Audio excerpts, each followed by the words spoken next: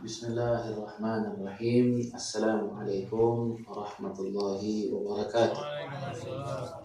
Alhamdulillah wassalatu wassalamu ala sayyidina Rasulillah Muhammad ibn Abdullah sallallahu alaihi wasallam wa ala alihi wa sahbihi wasallam wa ala alihi wa sahbihi wasallam. Subhanaka la ilma lana illa ma 'allamtana innaka antal alimul hakim. Qala rabbi shrah li sadri wa yassir li amri wahlul 'uqdatam min lisani yafqahu qawli. Al-Mukarram, para alim ulama, wabil khusus Habib Abdullah bin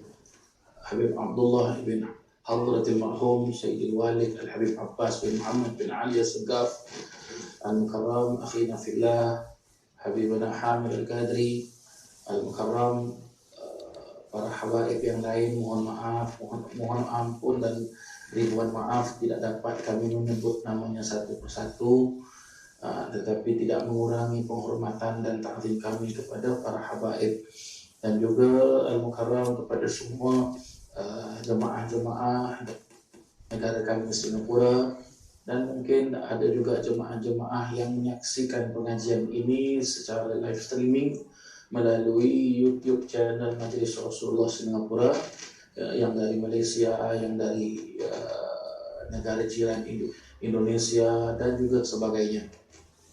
Alhamdulillah, syukur kita pada Allah Ta'ala pada bulan yang penuh dengan barakah, bulan Rabiul Awal, bulan kelahiran junjungan Nabi besar Muhammad SAW. Walaupun dalam situasi dan kondisi yang tidak dapat kita berkumpul secara beramai-ramai, tetapi kita alhamdulillah tetap dapat mengadakan majlis dan dapat kita berkumpul secara teknologi yang canggih seperti sekarang ini, ya.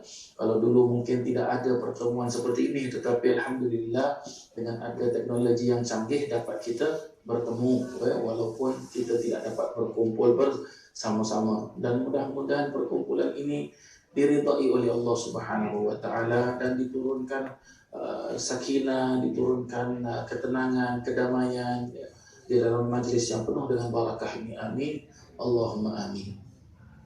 Seharusnya saya tidak ikut untuk menjawab pertanyaan ini, cukup dengan ada Habib Hamid Al-Qadri situ dan Habib Abdullah sendiri dan juga para alim ulama, para habaib yang lain, ya, kerana saya rasa saya tidak mampu untuk menjawab.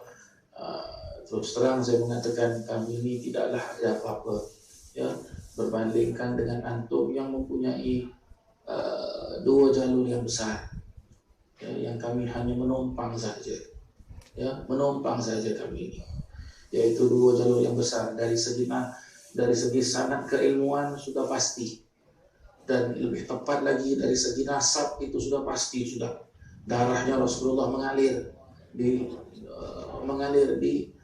tubuh badan antum semua. Sedangkan kami tidak ada apa-apa, kami hanya ibarat seperti menumpang di bahtera dan perahunya Sayyidina Nuh. Ahlu baitin Nabi kasafina Sayyidina Nuh, diperjelaskan kama qala al-ghaib. Kami berharap mudah-mudahan kami dapat terus menumpang perahu ini, bahtera ini, kerana bahtera inilah, perahu ini sajalah yang dapat menyelamatkan umat manusia semuanya.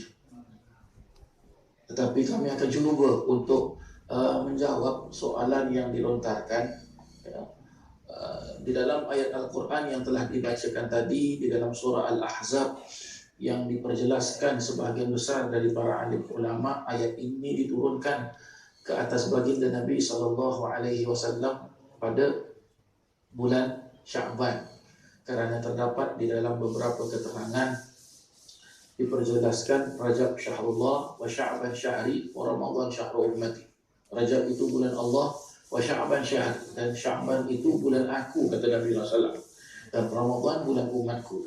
Maka ayat ini diturunkan kepada baginda Nabi SAW, yang mana ia memberitahukan kepada kita, dan ia juga merupakan isytihar dari Allah Subhanahu wa Ta'ala, pengumuman daripada Allah Subhanahu wa Ta'ala, ya. It's like an announcement from Allah Subhanahu wa Ta'ala, yang diperjelaskan juga oleh para alim ulama tafsir, bahawasanya Allah menunjukkan dan mau memberitahu kepada seluruh alam ini, seluruh alam ini, semua makhluk Allah Subhanahu wa taala, bahawasanya diperjelaskan innallaha, sesungguhnya Allah, yaitu sesungguhnya Allah, berarti bukan seakan-akan tapi sudah pasti, sudah confirm, Allah dan wa malaikatahu, dan malaikatnya Allah Subhanahu wa taala yusalluna 'alan nabi. Allahumma salli alaihi. Yusalluna 'alan nabi, berselawat ke atas Nabi sallallahu alaihi wasallam. Mungkin dari segi bahasa Arab untuk masyarakat awam, ini ada kefahaman yang perlu untuk kita faham. Diperjelaskan yusalluna. Yusalluna itu di dalam bahasa Arab disebut dengan fi'il mudhari', yang mana awalnya perkataan itu dimulakan dengan huruf mudhara'ah, yang ia merupakan tanda-tanda daripada fi'il mudhari' yang ia bermakna apa? Kalau lebih tepat lagi, boleh kita maknakan sesungguhnya Allah dan malaikatnya berterusan berselawat, tidak putus berselawat ala Nabi, ke atas Nabi sallallahu alaihi wasallam. Ini merupakan suatu pengisytiharan dan merupakan suatu keagungan Nabi sallallahu alaihi wasallam, yang mana Allah berselawat dan Allah dan para malaikat berselawat ke atas Nabi, dan ini perkara belum terjadi ke atas para nabi yang lain, belum terjadi ke atas para makhluk-makhluk Allah yang lain, tetapi hanya dikhususkan kepada Nabi SAW. Oleh yang demikian, boleh kita faham di sini juga, apabila Allah dan malaikat berselawat ke atas Nabi SAW, maka Allah memanggil kita, Allah menyeru kita dengan Allah berfirman, ya ayyuhalladzina amanu, wahai orang-orang yang beriman. Ada sebutan huruf ya, itu huruf nida, dijelaskan panggilan dari Allah Subhanahu wa taala. Kita dianjurkan untuk apa? Ayyuhalladzina amanu, wahai setiap orang yang beriman. Setiap orang yang beriman. Berimannya bagaimana? Beriman kepada Allah, beriman kepada Rasulullah, beriman kepada apa yang telah diturunkan oleh Allah Subhanahu wa taala. Shalla, tapi Allah jelaskan sallu, itu memberi makna apa? Memberi makna jamak, memberi makna plural, kalau dalam bahasa Inggrisnya plural, sallu alaih, berselawatlah kamu semua ke atasnya, yaitu ke atas baginda Nabi sallallahu alaihi wasallam. Wasallimu, dan bersalamlah, bersalamlah kamu semua ke atas Nabi sallallahu alaihi wasallam, taslima, dengan setinggi-tinggi penghormatan ke atas baginda Nabi sallallahu alaihi wasallam.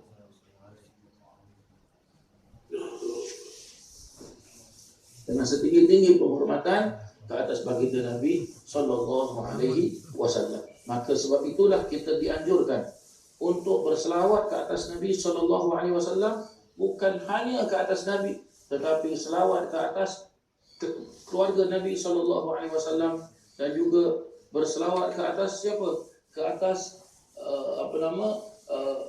sahabat-sahabat Nabi sallallahu alaihi wasallam, keturunan Nabi sallallahu alaihi wasallam.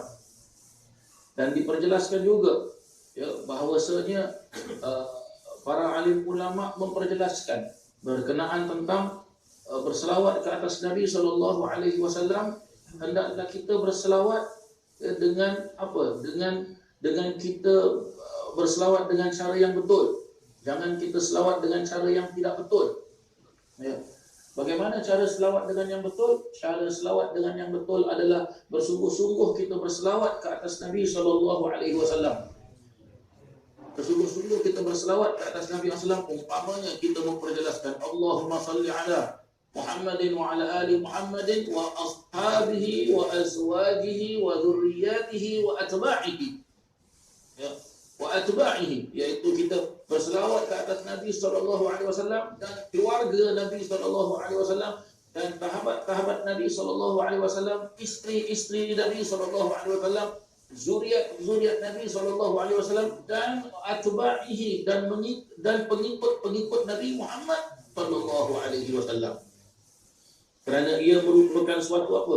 Ia merupakan suatu kebesaran, suatu keagungan ke atas baginda Nabi Muhammad SAW. Dan kalau kita lihat juga bahawasanya Allah sendiri memerintahkan kepada kita untuk berselawat ke atas Nabi SAW. Maka dengan perintah Allah Subhanahu wa taala kita boleh lihat dan kita boleh faham apa dia. Allah suruh kita, memerintahkan kepada kita untuk solat, tapi ada batasnya solat ini, iaitu 5 waktu sahaja: subuh, zuhur, asar, maghrib dan isya. Tidak boleh kita solat lebih daripada 5, iaitu ada waktu yang lain. Tidak, yang diwajibkan 5 saja. Ada batasnya. Ya, solat yang wajib. Allah Subhanahu wa taala juga memerintahkan kepada kita agar kita kalau mau berpuasa yang wajib perlu menunggu bulan Ramadan. Kalau bukan bulan Ramadan, maka ia bukan puasa yang wajib. Allah juga memerintahkan kepada kita untuk berzakat, dan ada batas-batasnya zakat ini. Seperti kita harus mempunyai harta. Kalau tidak mempunyai harta, maka tak boleh kita zakat. Dan syarat-syaratnya yang lain. Begitu juga urusan ibadah haji, ibadah umrah, ada cara-caranya, ada arkan dan ada syurutnya untuk kita dapat melaksanakan perintah Allah Subhanahu wa taala. Tetapi berselawat ke atas Nabi sallallahu alaihi wasallam bila arkan wa bila syurut. Tidak memerlukan rukun, tidak memerlukan syarat. Kerana apa? Bebas kita mau berselawat kepada Nabi SAW. Kita berwuduk ke, tidak berwuduk ke, menghadap kiblat ataupun tidak, menunggu masuk waktunya solat ataupun tidak, menunggunya bulan Ramadan ke, haji ke, apa ke, tidak. Tak perlu menunggu tersebut. Kerana berselawat ke atas Nabi SAW bila-bila masa, waktu bila sahaja kita boleh berselawat kepada Nabi SAW. Dan di samping itu juga perlu untuk kita faham juga. Kita lihat di sini para jemaah sekalian. Kenapa Nabi SAW itu diutus oleh Allah Subhanahu wa taala dilahirkan pada bulan Rabiul Awal? Ya, pada tanggal 12 Yaumul Isnin, ya, Rabiul Awal. Kenapa tidak di bulan Ramadan? Kenapa tidak di bulan Sya'ban? Kenapa tidak di bulan Rajab? Kenapa tidak di bulan Syawal, bulan Zulhijjah dan sebagainya? Kerana di sinilah Allah mau memberi khabar kepada kita, ya, perlu untuk kita faham, perlu untuk benar-benar kita faham ini pelajaran dari Allah Subhanahu wa taala. Tarbiyah ataupun senang cakap adalah apa? Didikan langsung Allah kepada makhluknya. Kalaulah Nabi dilahirkan pada bulan Ramadan, maka pasti akan keluar percakapan memperjelas kenapa. Nabi dilahirkan di bulan Ramadan sebab nuzul Quran, sebab Lailatul Qadar. Kalau di bulan Rajab, sebab ada Isra Mi'raj. Kalau di bulan Sya'ban, sebab ada Nisfu Sya'ban, ya. Dan bulan-bulan yang lain. Ya. Kenapa Nabi tidak diutuskan pada bulan Zulhijjah? Kalau Nabi diutuskan pada bulan Zulhijjah, kan ada hari Arafah dan seterusnya. Tetapi Allah mau memberitahukan bulan Rabi adalah bulan yang spesial, yang mana tidak ada perkara-perkara yang lain terjadi, perkara-perkara besar terjadi. Hanya bulan Rabi adalah khusus untuk Nabi sallallahu alaihi wasallam. Dan di bulan Rabi itu juga diperjelaskan oleh para alim ulama bahawasanya bulan Rabi ini adalah bulan yang baik, bulan yang bagus, bulan yang mana istilahnya kalau orang itu menanam sesuatu, bulan Rabi ini adalah kemuncak suburnya tanaman tersebut dan dapat kita merasakan hasilnya pada bulan Rabi tersebut. Maka begitulah dia berkenaan dengan Nabi SAW. Maka boleh kita faham di sini Al-Quran, Ramadan, puasa, Lailatul Qadar, ya, Ahlul Badar, ya, Nisfu Sya'ban, Isra Mi'raj, hari Arafah, ya, hari Ashura dan sebagainya. Ya, bahkan Ka'bah sendiri, Hajar Aswad sendiri, Arafah sendiri. Apa yang saya maksudkan, kalaulah Allah tidak utuskan Nabi SAW, semua itu tak ada. Hatta agama Islam pun tidak ada. Kerana Allah turunkan Nabi SAW, maka terjadilah agama Islam, maka terjadilah nuzulul Quran, maka terjadilah bulan Ramadan, maka terjadilah hari-hari kebesaran-kebesaran di dalam agama Islam. Berarti yang paling agung dan paling mulia sekali adalah baginda Nabi Muhammad sallallahu alaihi wasallam. Sebab itu kita perlu berselawat kepada Nabi sallallahu alaihi wasallam. Nah, kalaulah Nabi sallallahu alaihi wasallam, pertanyaan tadi ditanyakan kepada saya, kalaulah Allah sudah muliakan Nabi sallallahu alaihi wasallam, sudah pasti yang pertama ahli keluarga Nabi, daripada ahlu baitin Nabi, yang Allah Ta'ala sebut di dalam Al-Quran, innama yuridullahu liyudhiba ankumur rijsa ahlal bait wa yutahhirukum tathira. Itu sudah pasti, jelas sejelas-jelasnya membuktikan tentang kemuliaannya Nabi SAW dan keturunan Nabi SAW.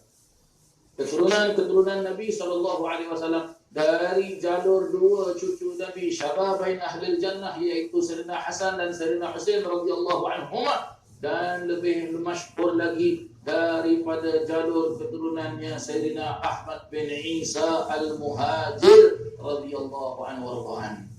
Dan di samping itu juga dengan keluarga Nabi SAW, ahlu baitin Nabi SAW, anak cucu cicit Nabi SAW, istri-istri Nabi SAW, begitu juga dengan para sahabat-sahabat Nabi SAW, para sahabat-sahabat Nabi SAW, dan begitu juga dengan apa? Dengan pengikut-pengikutnya Nabi Muhammad SAW. Maka para jemaah yang dirahmati Allah Subhanahu wa taala, terus terdapat beberapa keterangan juga bahawasanya kita itu kalau mau berselawat ke atas Nabi SAW, kalau boleh berselawat dengan selawat secara komplitnya, secara total sekalipun, ya, kita berselawat. Jangan selawat hanya sedikit-sedikit, jangan selawat hanya separuh-separuh saja. Tapi kalau mau berselawat, sepenuh-penuhnya berselawat kepada baginda Nabi sallallahu alaihi wasallam. Nah, diperjelaskan begitulah dia, ya, yang diriwayatkan dalam beberapa keterangan-keterangan. Dan di samping itu juga, bila kita berdoa kepada Allah Subhanahu wa taala, janganlah kita langsung berdoa, tetapi kita berdoa dengan apa? Kita berdoa dengan kita mulakan berselawat ke atas Nabi sallallahu alaihi wasallam. Ya, barulah kita berdoa kepada Allah Subhanahu wa taala. Kerana apa? Kerana Allah Subhanahu wa taala nyatakan di dalam Al-Quran, "Qul in kuntum tuhibbunallah fattabi'uni yuhibbukumullah wa yaghfir lakum dzunubakum." Ya, yang Allah Taala jelaskan di dalam Al-Quran, ya, wallahu ghafurur rahim. Qul, katakanlah wahai Muhammad, in kuntum tuhibbunallah, sekiranya kamu semua mencintai Allah Subhanahu wa taala, fattabi'uni. Faham kita makna ini, ya? Perlu faham. Fattabi'uni, maka ikutlah aku. Ikut siapa aku ini? Yaitu Nabi Muhammad sallallahu alaihi wasallam. Jadi jalannya satu saja. Huru-hara yang terjadi di alam sekarang ini, baik urusan rezeki, urusan dunia, urusan akhirat, urusan Covid. Ada apa sama Covid ini? Orang terlalu sibukkan corona. Akhirnya bagaimana? Ibadah kepada Allah Subhanahu wa taala makin kurang. Majlis-majlis makin kurang. Ibadah lainnya makin kurang. Berarti apa? Jangan kita jadikan Covid ini, jangan kita jadikan corona ini menjadi sebab untuk kita gagal ibadah kepada Allah Subhanahu wa taala. Tak mau.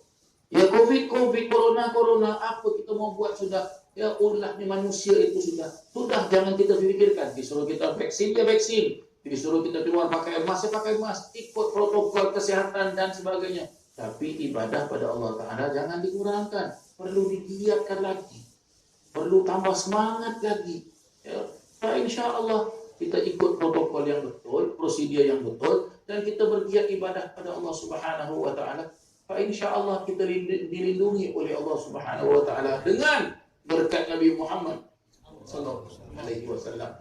Sebab itu dijelaskan, fattabi'uni, maka ikutilah aku, yaitu ikut jejak langkah Nabi sallallahu alaihi wasallam. Apa yang diajarkan kepada kita oleh Nabi sallallahu alaihi wasallam, menerusi para sahabat, menerusi para tabi'in, menerusi para alim ulama, para habaib, para masyayikh. Nah, begitulah perjalanan yang lurus insya-Allah. Moga-moga dengan ada jawaban yang boleh saya berikan, dan saya yakin jawapan saya ini banyak kekurangan dan banyak salahnya. Mohon ampun dan maaf, wabil khusus kepada para habaib yang mereka lebih berhak untuk menjawab pertanyaan ini. Saya rasa inilah kemampuan yang boleh saya jawab. Mohon maaf. Terima kasih waktu yang diberikan kepada saya. Saya kembalikan majlis ini kepada para habaib yang ada di rumah Habib Abdullah. Sekian, terima kasih. Wassalamualaikum warahmatullahi wabarakatuh.